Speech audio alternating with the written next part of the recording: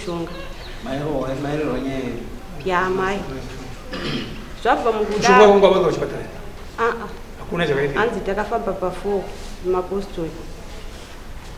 Vabva mukudaro ndokubva tasara kushungurudzana kudaro. Varume wangu ngasatenge chikafu pamba. Tango vanhu kugara.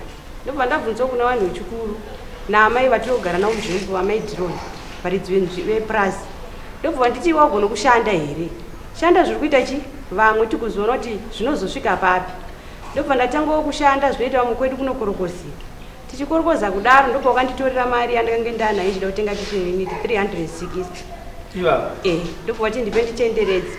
Vatora mari iyeye pandakazoti chinipe ndotenga kitchen iye wanditi ndashabhura cho ndakanyora mari yako. Ndobva ndati pane vari kuzviziva kuti mari yangu yange yamari yakati. Ndobva vachiti aiwa zvite pakuti ndikupe mari iyo ndisandawana bhuku. Vazvafa zvakadaro.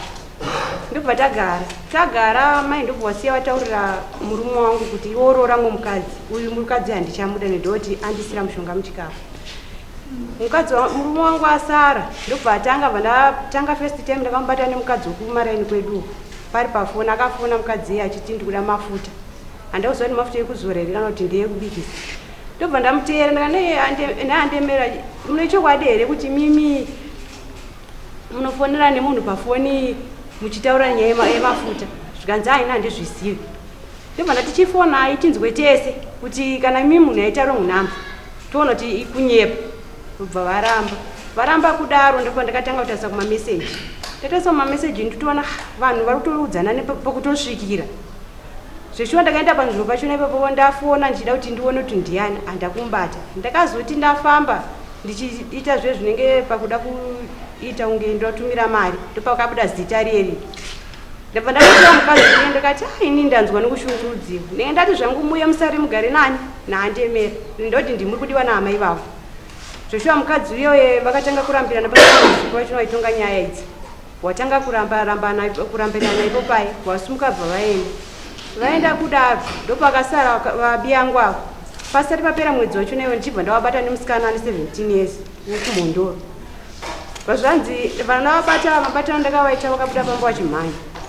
Vabuda pamba vachimhanya kudaro ndobva ndavati imimi ndiendere nzvadzi yangu enge ndinayo pamba. Ndikati mabudira aita mbuya yangu hana kubuda musha. Ndega ndimuteera vangu vasina bhutsa havafamba vasina bhutsa. Vandateera kumapeto kwemunda wangu ndokwandakavasvikira vakarara nemusikana uyu. Vavatiza negomo vandabata musikana uyu vandavaya naye futi kumba. Ndikati andemera zvekudai so izvi muchandiurayisa. Tasemono munhu uyu andone mapiritsi ari kumwa. Inini handino. Ko zvenyu zvakadiwa kuti motorana nemunhu wenyu motogara zvenyu mese ndoti ndari kudiwa nani naamai pano kuti muzoti imi muri kubvuwa kumuchuya pandiri.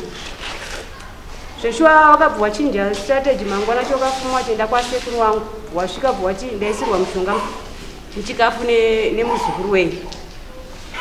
Waisirwa mushonga wechikafu amai wako kwaiwa wakati ndakaisirwa mushonga iwe wauya uchiti ndaisirwa mushonga wachona wari kupi. Zvikandachinakura mupureti ngeti tidyira sadza taidya tese sadza. Vachiti kana todya sadza vanonge vakabata tochi yavo vakavheneka mupureti vachidya sadza. Nandemera ndomudyi worudzivi. Zvikanzi aiwa pai ini ndodya ndakavheneka pai mupureti. Ndobva wanditi ndandisira mushonga ndobva wabuda waita 1 week vasipo.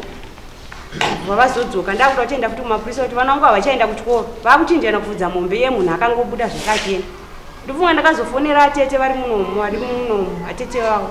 Vandati atete ini ndakuenda kupolisi handingati vanogara chikuenda kuchikoro murume mukuru achisikurotenderera zvake kana kuti atori kuvanhu vake vaari kupota achiita se achionana navo. Saka ndakaona zvakabvira gore rakapera ndichingoshingira apa kumusha ndabva futi ndarohwa naamwene ndokutama kwandakaita ndakangobva ndibva ndanonzi ndikunosarirwa musha kwedu. Ndaenda nosarirwa musha kwedu ikoko ndo pakanditi andogara kupurazi tozotsvanga kwedu nzvimbo yekugara.